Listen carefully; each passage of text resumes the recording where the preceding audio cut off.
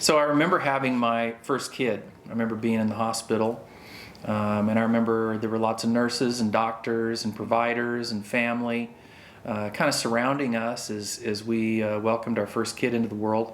And I remember all these people helping us, learn all the basics. And then in one moment, it kind of came to a screeching halt, and a nurse came in and said, "Okay, you guys are ready to go home." And, kind of handed us a car seat, and we're supposed to put this little kid in the car seat and leave. And I remember feeling so incredibly unprepared for that moment. Yep.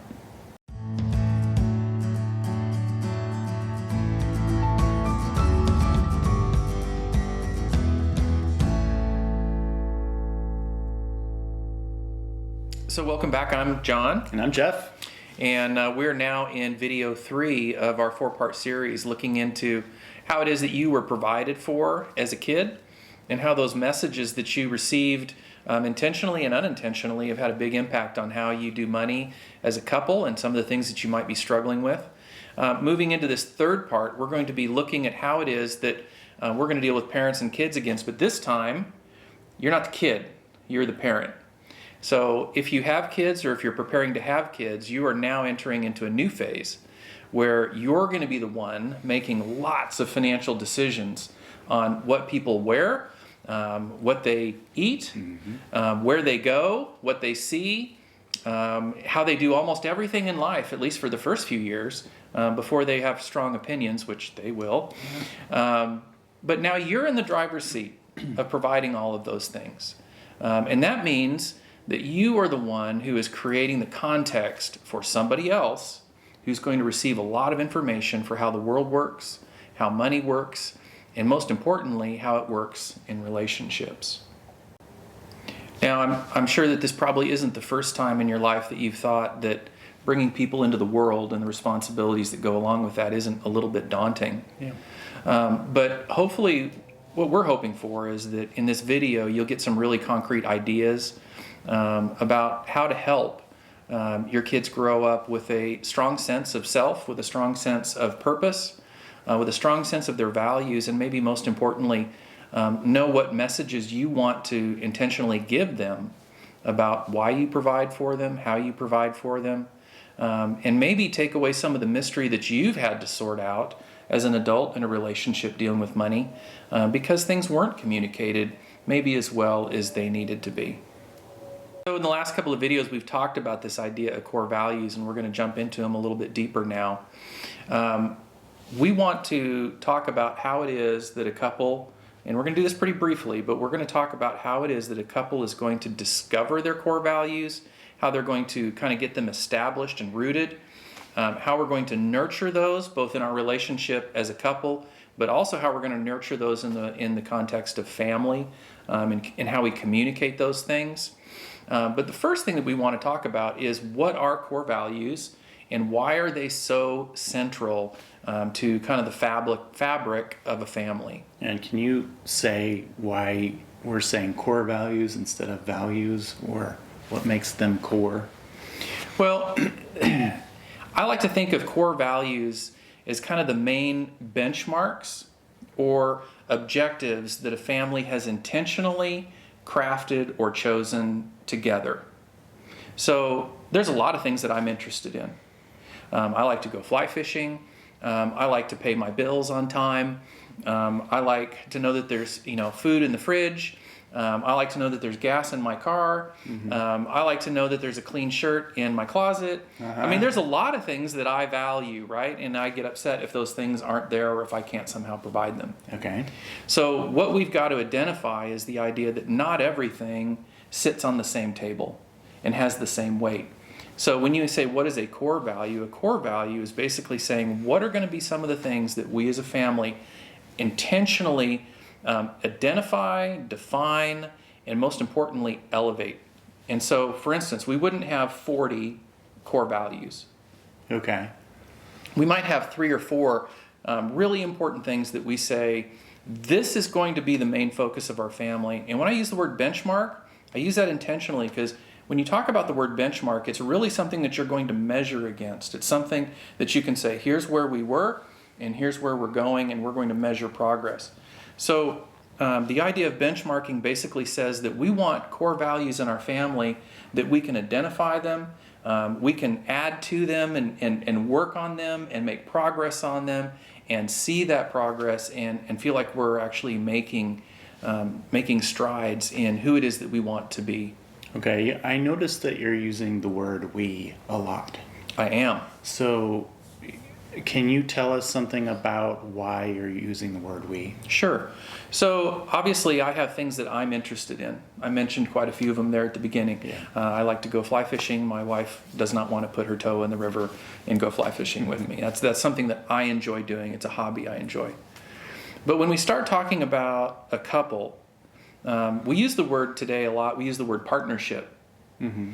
And I think that's really an important word because partners are people who decide to pool their resources.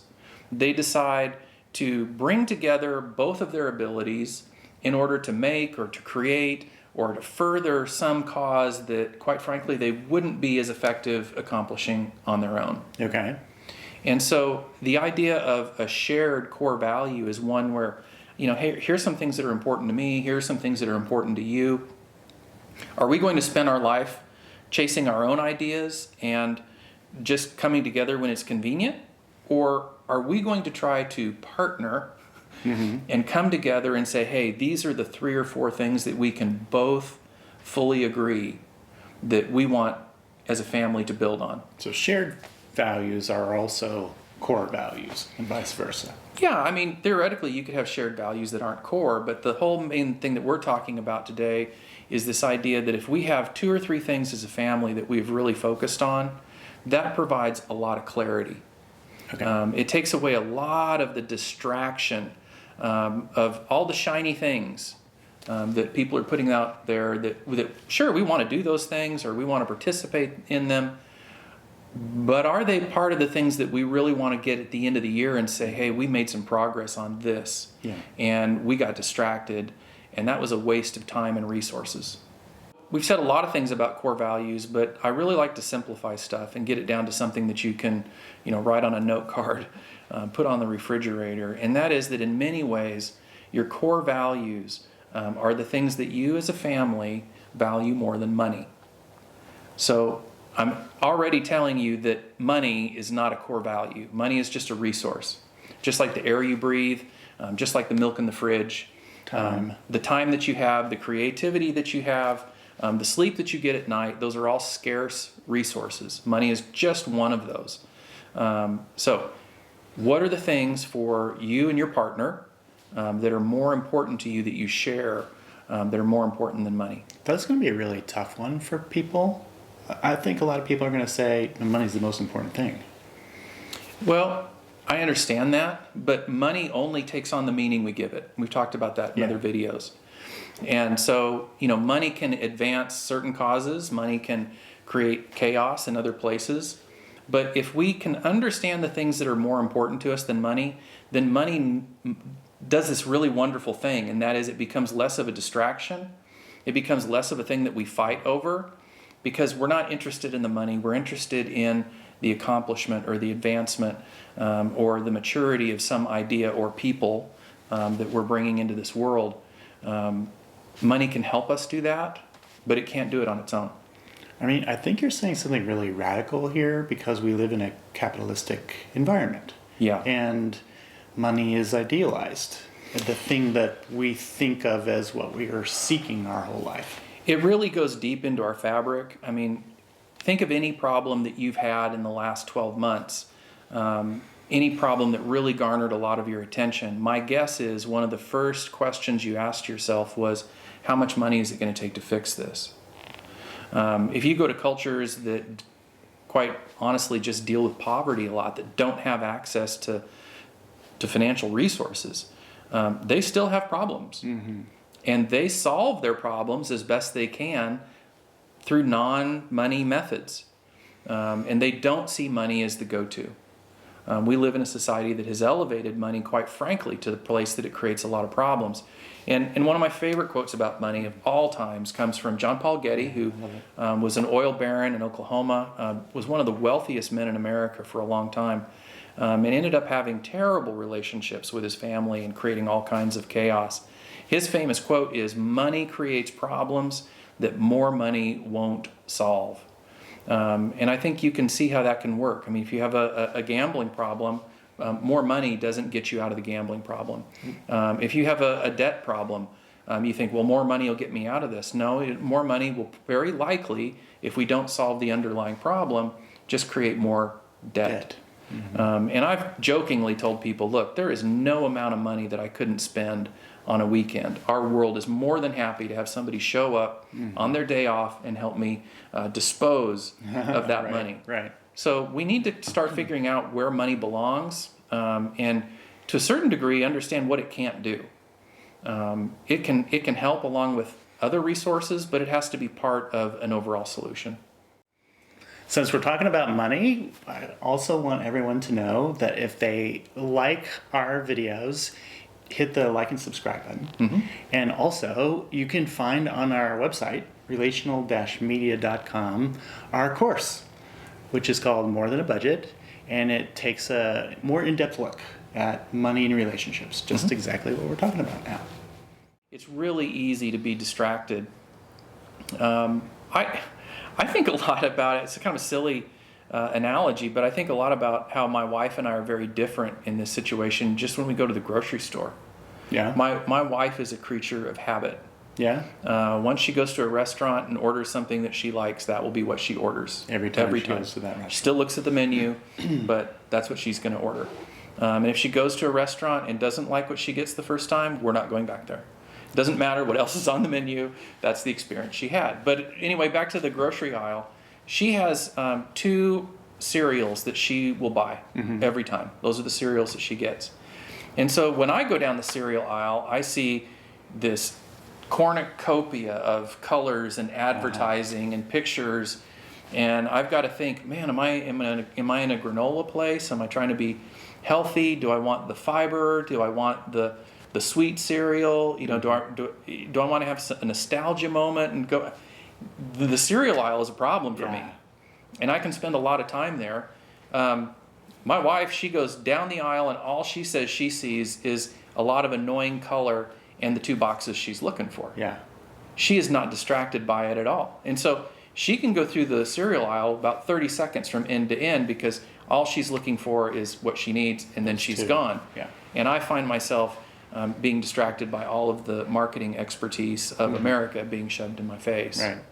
Maybe one of the things that you're thinking is, you know, maybe my wife sounds like she's really stuck in this rut, and, you know, she's not free to experience all these other wonderful brands of breakfast cereal, right? Okay.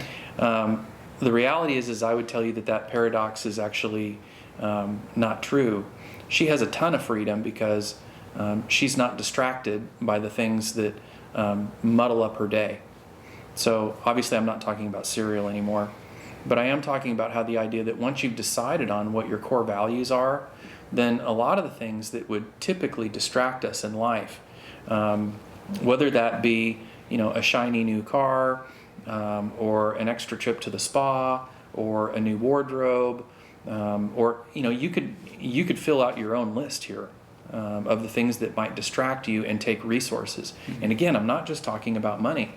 I'm talking about signing up for a gym membership that maybe you're not going to use, or becoming part of a club that, quite frankly, is going to require a lot of your time away from the family that isn't really going to give you much except for maybe frustration. I don't know what it is.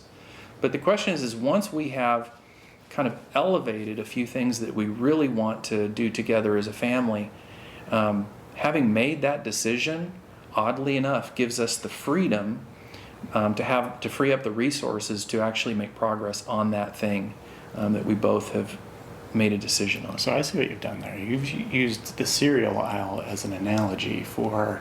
I like analogies. Yeah, I know. For choosing things that are important to you. Yeah, and in doing so, freeing up resources from things that aren't important to you. I think one of the most wonderful things in the world is buyer's remorse. So long as buyer's remorse teaches you to do something different. Now, if each day you come home and you start building up this catalog of financial shame, for how you've used your money in a way that you don't think was productive for you as a family. That's not what I'm talking about. Yeah. I'm talking about getting to the end of the month or getting to the end of the year and looking at how maybe you got distracted individually or as a family, and saying, hey, I want to learn from that experience, and I don't want to feel like I've wasted our family's time or our family's resources on things that really don't advance our cause. So, John, you've talked about this in a kind of general way about what core values are. Can you be specific? Can you tell us what you mean specifically by them? Sure. So, when we think about how do we find something as a family that we really want to rally around, I used the word earlier, benchmarking, which means it has to be something that's measurable. It has to be something that's not entirely vague. And so I can tell you that when I have asked families, hey, can you give me a sense on the things in your family that are more important than money? There's two answers that I typically see more than most. And the first one I would say is families will say, well, our most important thing is family. And maybe they'll say, and our faith, our family and our faith. But those are vague. Yes, they're big. Yeah. But big doesn't mean concrete. Gotcha. In fact, I would say for most people, those concepts of faith and family are somewhat vaporous or liquid. They don't really have edges that you can touch and tell me what progress. Anything. It could be anything, Yeah. exactly. And if it's anything, then it's nothing. Right. So I want to give you some ideas of what maybe a few different core values might be. And this is certainly not trying to provide a list that you need to select from. Every family really needs to go through their own discovery process. And this is the key point, is we want you to have your core values. And your core values are going to be incredibly unique based on the experiences you had as a kid and the experiences your spouse had as a kid, and coming away from those things and saying, I would feel really good if we were a family that, and then you answer that question. But here's just a few examples that hopefully will get you kind of thinking through some of these things. So for instance, we're going to start off with one. We're going to start with education. Maybe your family wants to start off with a core value of, we're really going to be about education. Jeff, could you give me an idea of what that could look like? Yeah, actually, our family has this one. I kind of knew that, Yeah, and that's why I did that. Yeah, didn't you? For us, education is any opportunity we would have to add learning to our lives. So, obviously that included the big picture one, like sending our kids to school. Most people do that anyway. Sure. But we were thoughtful about schools and decided we wanted to be in a certain school district, and so we moved to that district. But it also applies to smaller things, like other things we want them to learn, like being in sports or music, or having tutoring. If they were needing to brush up on math or whatever, we would make sure that there are resources available for that. But also, for my wife and I, continuing education in our professions is really important. Right. And even on a sort of more casual level, I love learning on the internet. I love finding those people who are masters in their area and learning something from them. And I just do that normally. So we build into our lives how to learn. So you can see pretty quickly that this starts to use up their resources. How they might spend a vacation would have something to do. Is there something that we're going to learn or experience that's education based on that? And actually, we're going to go to Europe hopefully in March. And one of the things I really want to do there is learn how to make croissants. There you go. So does that mean that that's the only thing that they spend money on? Is that the only way that they utilize their time? Is that the only thing they're about? No, they probably have a few core values. But when they come down to a question of, hey, do we want to buy this shiny new car? Do we want to take this shiny vacation? Are we going to go eat out a bunch? The answer to that has to come back to is are we currently feeling like we're being successful and making enough progress on this core education idea that we feel like as a family? And so my guess is both of you are pretty careful to allocate resources for things that are outside of your core values without That's right. talking first. That's right. Yeah. So let's go through a few others, and we'll go a little bit quicker through the rest of them. Maybe your thing is we want to be a family that's about a healthy lifestyle. So maybe that core value brings in things like, we work out or we exercise together as a family. We eat healthy, and we're not going to put a lot of junk in our system. Maybe that means that because the budget's tight, we don't spend a lot of money on clothes. We go to a secondhand store to buy our own clothes and our kids' clothes, but we make sure that we're buying food and those types of things that support a healthy lifestyle. So it just means that we've already, it's kind of back to the cereal aisle, we've made some decisions on what we're not going to be spending a lot of time and energy and resources on because we're going to put this other thing first. Right. Another one would be, maybe your family's core value is quality time together. There's a lot of families that because of jobs and because of travel, they just don't get much time together. And so maybe you're saying, hey, our core value is that's not what we're going to be. We're going to be a family that spends a lot of time together. So maybe you all go to sporting events together. Maybe you all go to the kids' events together. Maybe whatever it is you do, you're that weird family that everybody goes, man, they do everything together. But that's your thing, right? Maybe you're about adventure. Maybe you're all about, we're spur of the moment people and we live loose, so we don't schedule a ton of things because if an adventure shows up, we want to go on that. Maybe you're outwardly focused and you're like, hey, I want to be a family, or we want to be a family that serves other people. Maybe we want to have an impact on our community, and so our family activities are to go and improve our city park, or help out at a rescue mission, or whatever that is. Maybe your thing is, one of the things in our family is hospitality. That's something that we value very deeply, and so we look for opportunities to entertain in our home, to be around people and to try to be a blessing to them. We like to cook and we like to feed people. We have a guest room that we try to keep full with people who are need a place to stay for a little bit. So that's something that we have elevated. Maybe you're all about new experiences. You want to raise well-rounded kids, and you don't want a lot of monotony in your life. And so we're always going to be looking to do new stuff. This is by no means the list of core values. It's just a few. It's just a few. And I also say, if you heard our list and you go, yeah, I want all those. No, you can't have them all. You've got to decide between the two of you what it is that you both share.